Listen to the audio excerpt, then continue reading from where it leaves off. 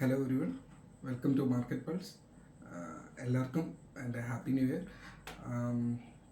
ഇന്ന് നമ്മൾ സംസാരിക്കാൻ പോകുന്നത് നമ്മുടെ 2024 മാർക്കറ്റ് വളരെ ട്രിക്കി ആയിട്ടുള്ള, വളരെ അപ്സ് ആൻഡ് ഡൗൺസിലേക്ക് വളരെ വോളറ്റൈൽ ആയിട്ടുള്ള ഒരു മാർക്കറ്റ് സെഷനിലൂടെയാണ് നമ്മൾ കഴിഞ്ഞ വർഷം കടന്നു പോയിട്ടുണ്ടായിരുന്നത്. സോ ഈ വർഷത്തിലേക്ക് വരുമ്പോൾ നമ്മൾ എന്തൊക്കെ മാറ്റങ്ങൾ നമ്മൾ പ്രതീക്ഷിക്കണം, എന്തൊക്കെ നമ്മൾ ബെറ്റർ ആകണം, എങ്ങനെ മാർക്കറ്റ് മാറുന്നു, അതുപോലെ തന്നെ നമ്മൾ എങ്ങനെ മാറേണ്ടി വരുന്നു എന്നുള്ളതിനെ കുറിച്ചിട്ടുള്ള ഒരു ഔട്ട്ലൈൻ കൂടെയാണ് നമ്മൾ ഇന്നത്തെ സെഷനിൽ ഉദ്ദേശിക്കുന്നത്. ഓക്കെ, അപ്പോൾ ഫസ്റ്റ് ഓഫ് ഓൾ അവിടെ നമ്മൾ ചെയ്യേണ്ടതെന്ന് പറഞ്ഞു കഴിഞ്ഞാൽ മാർക്കറ്റിൻ്റെതായ ബിഹേവിയേഴ്സ് ഉണ്ടാകും. സോ ആ ബിഹേവിയേഴ്സ് മാറിക്കൊണ്ടിരിക്കും.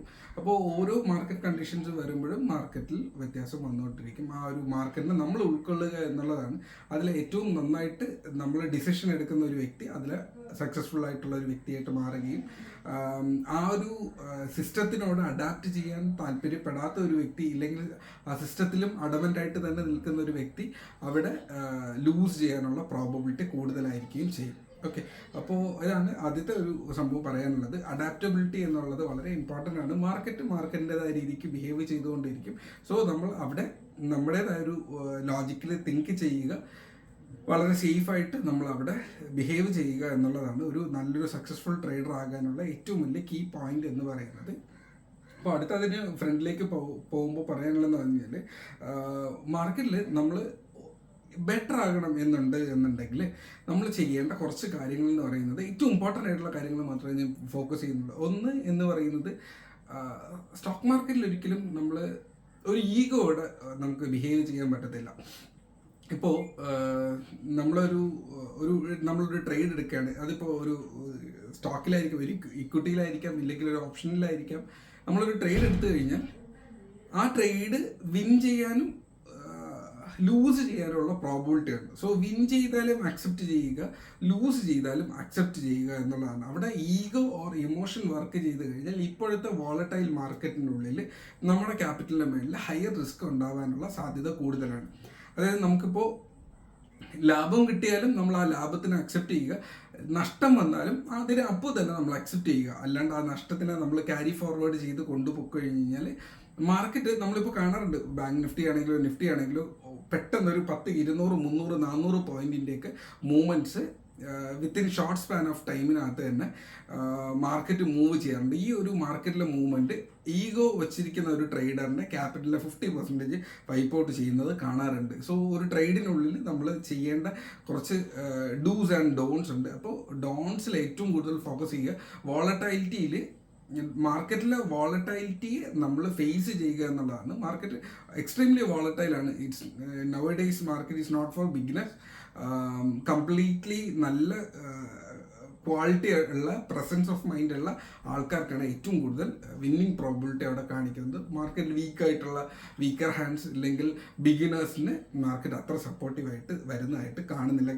പ്രത്യേകിച്ചും 2024 ഫൈനൽ ക്വാർട്ടറിൽ വരുന്നപ്പോൾ മാർക്കറ്റ് കംപ്ലീറ്റ്ലി സ്വിച്ച് ചെയ്തതായിട്ടാണ് കണ്ടെത്തിയിരുന്നത്. ഓക്കെ, അപ്പോൾ ഇനി എങ്ങനെ നമുക്ക് ഇതിൽ നിന്ന് ബെറ്റർ ആക്കാം എന്ന് ചോദിച്ചു കഴിഞ്ഞാൽ 1-2 കാര്യങ്ങൾ അവിടെ പറയേണ്ടതുണ്ട്. ഒന്നാമത്തേതെന്ന് പറഞ്ഞു കഴിഞ്ഞാൽ, നമ്മൾ ക്യാപിറ്റൽ ഡൈവേഴ്സിഫൈ ചെയ്യുക എന്നുള്ളത് തന്നെയാണ്. നമ്മളെപ്പോഴും നമ്മുടെ ഫുൾ ക്യാപിറ്റൽ ഒരു ട്രേഡിങ്ങിന് മുകളിൽ നമ്മൾ പോകുന്നതിന് പകരം നമ്മൾ അസറ്റ് ക്രിയേഷനിലേക്കും നമ്മൾ ട്രേഡിങ്ങിലേക്കും നമ്മൾ ഡിപ്ലോയ് ചെയ്യുന്ന ക്യാപിറ്റൽ മണി മാനേജ്മെൻറ്റ് എന്ന് പറയുന്നത് കുറച്ചുകൂടെ നമ്മൾ ബെറ്റർ ആക്കേണ്ടിയിരിക്കുന്നു. രണ്ടാമത്തെ മെയിൻ കാര്യം എന്ന് പറഞ്ഞു കഴിഞ്ഞാൽ, നമ്മൾ കാശ് സ്റ്റോക്ക് മാർക്കറ്റിനകത്ത് കൊണ്ടുവരുന്നത് മാത്രമല്ല, ആ മണി എങ്ങനെ വർക്ക് ചെയ്യുന്നത് എന്നുള്ളത് നമ്മളൊരു അവലോകനം നടത്തേണ്ടിയിരിക്കുന്നു. ഇപ്പോൾ 2024 കഴിഞ്ഞു. ഇപ്പോൾ 2024 നിങ്ങൾ 2024 ജനുവരി 1 കൊണ്ടുവന്നിരുന്ന കാശ് നിങ്ങൾക്ക് എങ്ങനെ റിട്ടേൺ തന്നു, ഇല്ലെങ്കിൽ അത് എങ്ങനെ പെർഫോം ചെയ്തു എന്നുള്ള ഒരു അനാലിസിസ് നടത്തുന്നില്ല എന്നുണ്ടെങ്കിൽ നമ്മുടെ ക്യാപിറ്റൽ കോമ്പൗണ്ട് ചെയ്യുന്നത് നമ്മൾ അറിയത്തില്ല, നമ്മുടെ ക്യാപിറ്റൽ ഡിമിനിഷ് ചെയ്യുന്നത് നമുക്കറിയാൻ പറ്റത്തില്ല.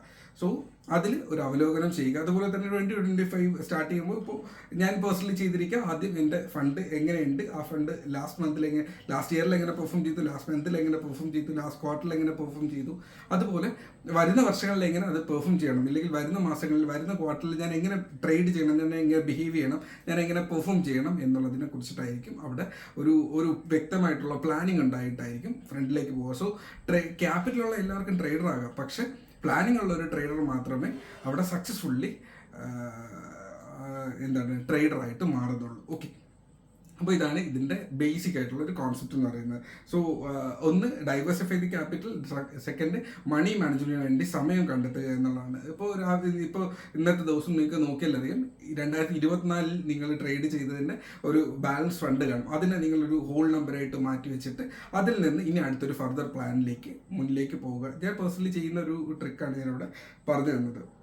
അപ്പോൾ ഇയറിലെ ഒരു അനാലിസിസ് വളരെ ഇമ്പോർട്ടൻ്റ് ആണ്. അപ്പോൾ അടുത്ത് നിങ്ങൾ ട്രേഡ്, ഇപ്പോൾ ഒരു ട്രേഡിലേക്ക് കയറുമ്പോൾ വോൾട്ടൈൽ മാർക്കറ്റാണെന്ന് പറഞ്ഞു അല്ലേ, ആ വോൾട്ടൈൽ മാർക്കറ്റിനുള്ളിൽ നമ്മൾ ഒരു ട്രേഡിലേക്ക് എൻ്റർ ചെയ്ത് കഴിഞ്ഞാൽ അതിന് വ്യക്തമായിട്ടുള്ള എസ്എല്ലും ആ ട്രേഡിൻ്റെ മേളിൽ ഒരു ഈഗോ പ്ലാൻ ചെയ്യാതിരിക്കുക. സോ അത് നിങ്ങൾക്ക് നല്ലൊരു റിട്ടേൺ തരാനുള്ള സാധ്യതയുണ്ട്.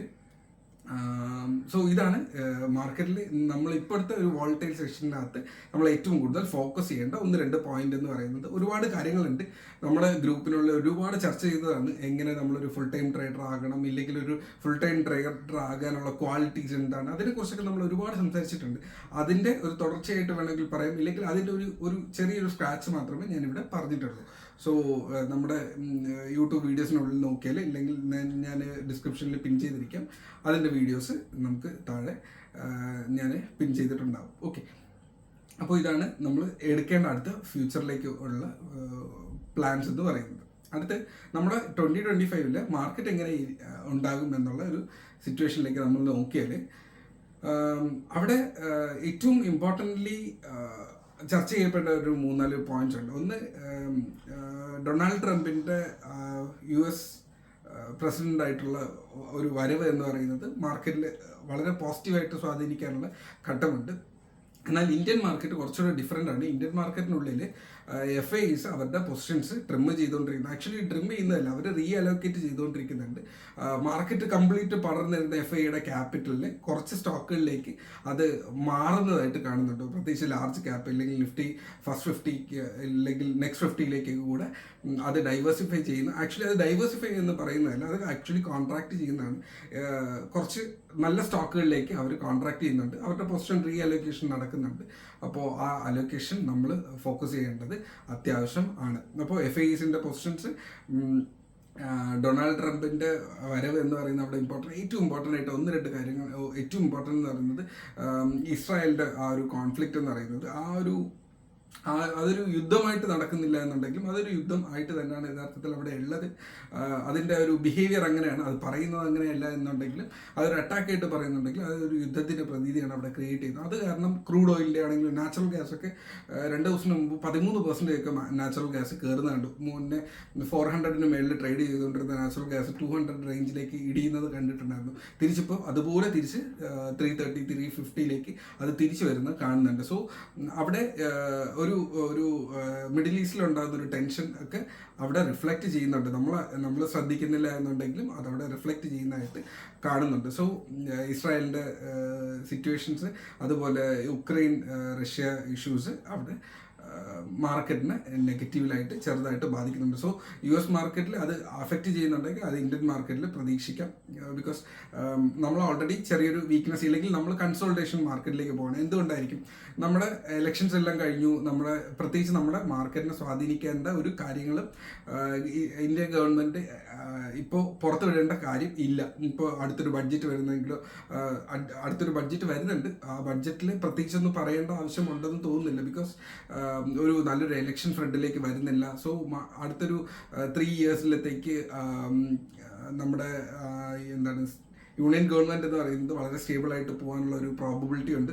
സോ ദാറ്റ് ഒരു പുതിയ വാഗ്ദാനങ്ങൾ കൊടുക്കേണ്ടതോ ഇല്ലെങ്കിൽ പുതിയൊരു പ്രഖ്യാപനങ്ങൾ